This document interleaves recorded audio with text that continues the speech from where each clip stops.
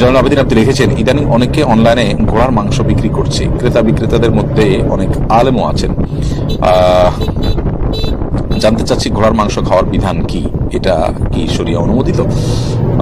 ভাই জয়নুল আবেদিন, ঘোড়ার মাংস, ঘোড়ার গোশত খাওয়া নিয়ে ফুকাহায়ে কেরামের মধ্যে যে মত আমরা পাই, মত পার্থক্য যেটা আমরা পাই, সেটা হলো সংখ্যাগরিষ্ঠ ইমাম বা ইমাম চতুষ্টয়ের বেশিরভাগের মতে, ইমাম শাফি এবং আহমদের মতে এবং ইমাম মালিক রহমতুল্লাহ একটি বর্ণনা অনুযায়ী আপনার ঘোড়ার গোশত খাওয়া সম্পূর্ণ হালাল।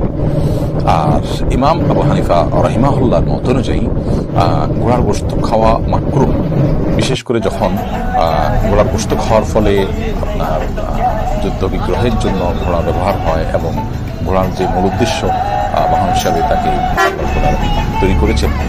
তো কোরআন কারীম আল্লাহ তাআলা তার বিবরণ দিতে গিয়ে বলেছেন, লিতারকাবু হাউজিনা, যে এটা তোমরা যাতে বহন করো বা এটাকে বাহন হিসাবে তোমরা গ্রহণ করতে পারো।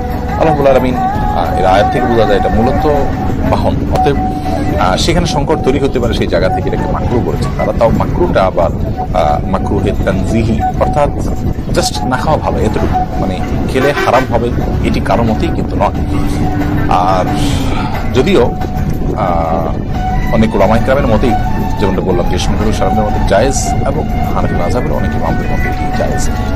যেই হাদিসের ভিত্তিতে হানাফি মাযহাবে এটিকে মাকরুহ বলা হয়েছে, সেটি আবু দাউদ এবং হাদিসে বর্ণিত হয়েছে, খালিদ বিন ওয়ালিদ রাদিয়াল্লাহু তাআলা থেকে বর্ণিত হাদিসটি। সেই হাদিসের সনদ সম্পর্কে অবশ্য অনেক উলামায়ে কেরাম আপত্তি তুলেছেন যে সেটি বিশুদ্ধতার মানদণ্ড উত্তীর্ণ বা সেটা দায়ীফ হওয়া নিয়ে আপনার অনেক উলামায়ে কেরাম কিন্তু কথা তুলেছেন।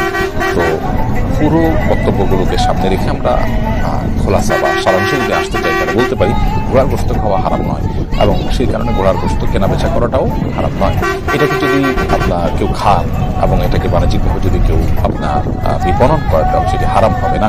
তবে হানাফি মাযহাব অনুযায়ী সেটি মাকরুহ, জাস্ট এইটুকু, এবং সেই মাকরুহটা মাকরুহ তাহরিমি নয়, মাকরুহ তানজিহি। যদি মাকরুহ তাহরিমি তানজিহি আলোচনা আছে, মত পার্থক্য আছে, কিন্তু মাকরুহ তানজিহি হওয়ার ফতোয়াই মুফতি সাহেবগণ এবং ফতোয়ার সংকলনগণ দিয়েছে, যার কারণে আমরা বলতে পারি যে এটি কেনা বেচা করা যেতে পারে, তবে হানাফি অনুযায়ী না করা উত্তম, জাস্ট এইটুকু।